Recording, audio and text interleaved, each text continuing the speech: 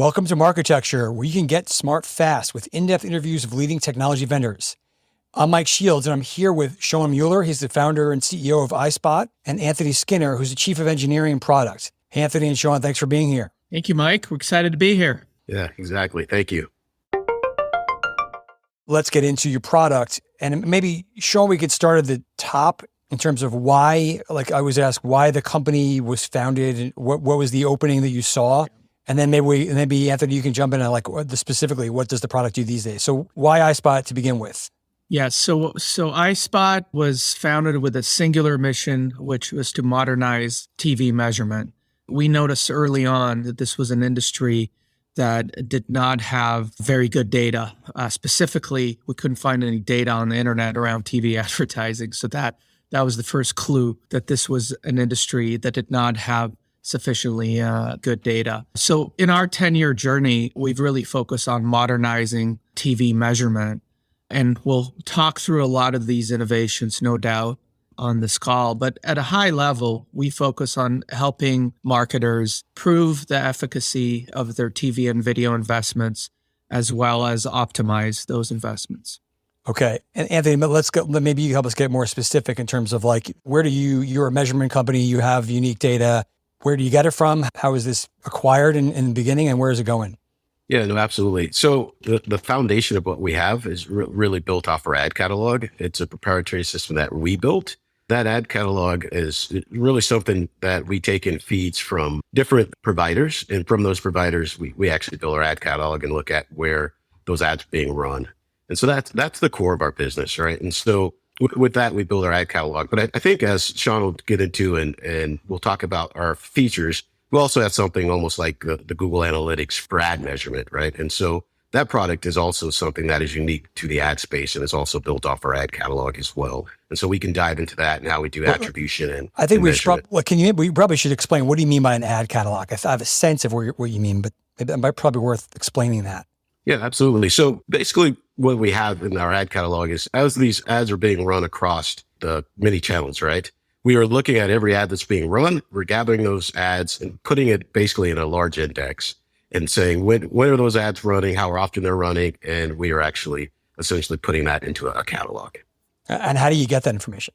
Yeah, that's built with something with our proprietary within our system, what we call a spot bot. And we look at different feeds that are going in to essentially our building has a data center, and we're grabbing data off of those feeds that are coming in. So we use Comcast for that. We can use Cox cable when it's really looking at any cable provider. We can actually take data from. So when you say feeds, they'll feed you their schedules or exactly what is running on the air at a given moment? What does that actually consist of? That's a good question. Yeah, let's back up. And so when we say feeds, it's our terminology, right? So essentially what we're doing is we have a cable coming into our building. We have a data center in which we have OTA, over the air, which is antennas, right? And we're basically have essentially system set up where we're looking at every single channel that's out there and the ads that are being played, and using our proprietary technology, we capture that information and we gather it and put it into a catalog. Yeah, Mike, one way to think about it, just like Google spiders and catalogs the entire internet, we spider and catalog all television, linear and streaming, both the program and the ads. And via this process, we have computers that are essentially watching television and automatically interpreting both the programs and the ads. And they're specifically cataloging the ads and extracting all the ads from the linear and streaming feeds. And that's a very foundational piece to our infrastructure that Anthony's referring to here. And this is probably is a stupid question, but when you were founding the company, you might assume, well, the TV networks know what they're running, don't they? And the advertisers have a schedule, and so they kind of have this information, right? But I'm assuming that is actually not true, or what you learned in practice.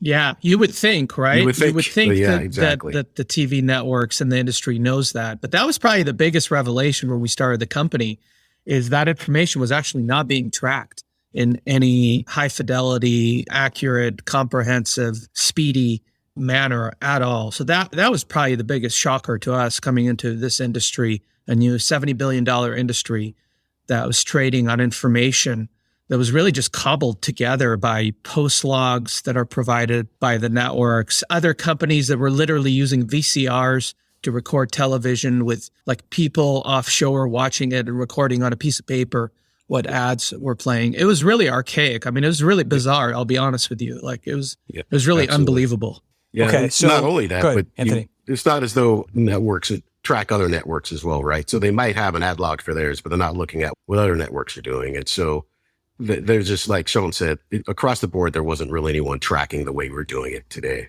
Yeah. And so what would happen is an advertiser would go to their agency and say, hey, send me my actuals of what actually They purchased ran. X amount of GRPs for a campaign. But that's right. They're purchasing X amount of GRPs and TRPs, and the advertisers would say, well, agency, send us what we actually bought. So what the agency would do, they would cobble together post logs or use other clunky third-party systems. And then finally, several months, and this was like the biggest mind-boggling thing for us, several months later, they would get a report that would show them all the units they bought, how many GRPs and TRPs. So what we did is we took what was a very clunky and slow process and we turned it into an automated, high-fidelity, modern system that reported all this within less than 24 hours, not only for the advertiser's own ads, but for all their competitors.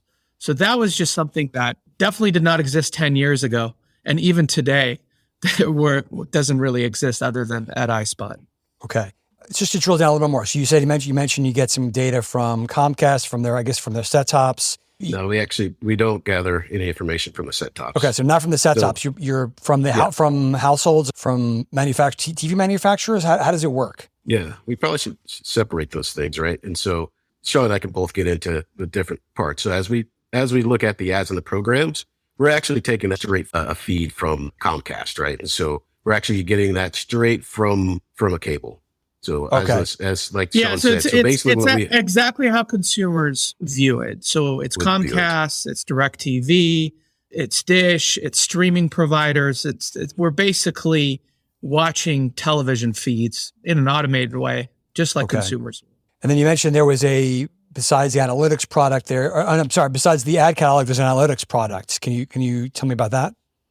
Yeah. So first we spider all television, right? So that's step one. We understand every ad that's running in every program across linear and streaming environment. And that forms really our measurement and competitive intelligence products, right? So that's the foundation for that. So that reports on creative, airing schedules, we estimate spend, and we package it all up in a nice interface. But now we get into audience measurement. And to measure audiences, we partner with smart TV manufacturers as our primary front line of audience measurement. And we have partnerships today with Vizio and LG, and it gives us over 39 million licensed TVs that we have access to across the US and the largest footprint of smart TVs. So one of the things that's unique about iSpot is we have sort of gone all in on the smart TV versus the set-top box as the front line of measurement. And the reason for that is the smart TVs allow us to validate that actual programs and ads that are playing on the screen, no matter how they got on there, whether it's a set-top box, a satellite box, or over-the-air antenna, or a streaming device, we see it all. In fact, we're not even sure if set-top boxes will exist in the future, but we are sure the television set will exist in the future. Thanks for listening. To hear the complete interview, subscribe at marketecture.tv.